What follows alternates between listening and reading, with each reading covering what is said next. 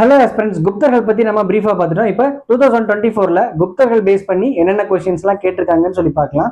2024 group 4ல கேட்ட கேள்வி, கீழ்கண்டவற்றுள் எது குப்தர் காலத்து குடைவரை கோவில் இல்லை அப்படின்னு சொல்லி கொடுத்துருக்காங்க. நம்ம குடைவரை கோவில்கள் பத்தி படிக்கும்போது உதயகிரி பார்த்திருப்போம், ஒடிசால இருக்கும். அதுக்கடுத்து அஜந்தா எல்லோரா பார்த்துருந்திருப்போம், மகாராஷ்டிரா. பாக் பார்த்தோம், மத்திய பிரதேசம். இதுதான் குப்தர்கள் காலகட்டத்து குடைவரை கோவில்கள் அப்படின்னு சொல்லி பார்த்தோம். இப்ப இந்த எலிபண்டா குகை அப்படின்றது தான் இதுல ஆடு ஒண்ணா இருக்கு. அப்ப இதுதான் தவறான பதிலாக இருக்கும். சரிங்களா? இப்ப இந்த எலிபண்டா குகை அப்படின்றது எப்போது உருவாக்கப்பட்டது அப்படின்றத பற்றிய சான்றுகள் நமக்கு கிடைக்கல.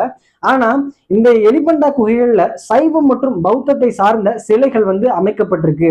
அப்ப இது ஒரு குப்தர் காலகட்டத்து உருவாக்கமாக இருக்காது அப்படின்றத சொல்றாங்க. சரிங்களா? அப்ப ஆப்ஷன் சி தான் தவறு.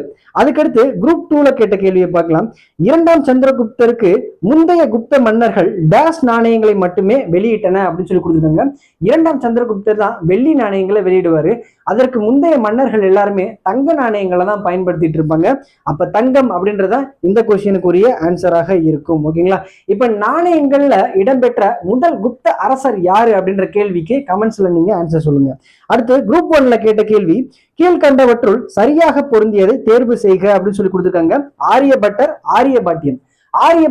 ஆரியபாட்டியம் சூரிய சித்தாந்திகா என்ற 2 நூல்களில் இருந்திருப்பாரு. அப்ப ஆப்ஷன் 1 கரெக்ட். 2வது ஆப்ஷன் வராகமிகிரர், ஹாஸ்யாயு வேதா. வராகமிகிரர் பஞ்ச சித்தாந்திகா, பிரகத் சம்கிதா, பிரகத் ஜாதகா போன்ற 3 நூல்கள் எழுதியிருப்பாரு.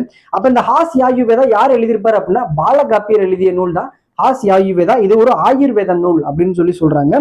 பிரம்மகுப்தர் பிரகத் சம்கிதான்னு சொல்லி கொடுத்துருக்காங்க. இப்பதான் பார்த்தோம் வராகமிகிரர் தான் பிரகத் சம்கிதா எழுதியிருப்பாரு. அப்ப பிரம்மகுப்தர் என்ன எழுதியிருப்பாரு அப்படின்னா கண்டகாத்தியகா என்ற நூலையும், அதுக்கடுத்து பிரம்மஸ்புத சித்தாந்தா அப்படின்ற இன்னொரு நூலையும் எழுதியிருந்திருப்பாரு பிரம்மகுப்தர். வாக்பாட்டா அஷ்டாங்க சங்கரா அப்படின்னு சொல்லி கொடுத்துருக்காங்க. வாக்பாட்டா என்பவர் பண்டைய கால மருத்துவ மும்மூர்த்திகளில் ஒருவர். அதாவது சரகர் மற்றும் சுஸ்ருதர் மற்றும் வாக்பாட்டர் தான் நம்ம பண்டைய கால மருத்துவ மும்மூர்த்திகள் அப்படின்னு சொல்லுவோம். அதுல வாக்பாட்டர் எழுதிய நூல் தான் அஷ்டாங்க சங்கரகா. இந்த நூலும் ஆயுர்வேதத்தை பற்றி கூறக்கூடிய ஒரு மருத்துவ நூல் தான் அப்படின்னு சொல்றாங்க. அப்ப ஆப்ஷன் 1 and 4 சரி. Thank you all.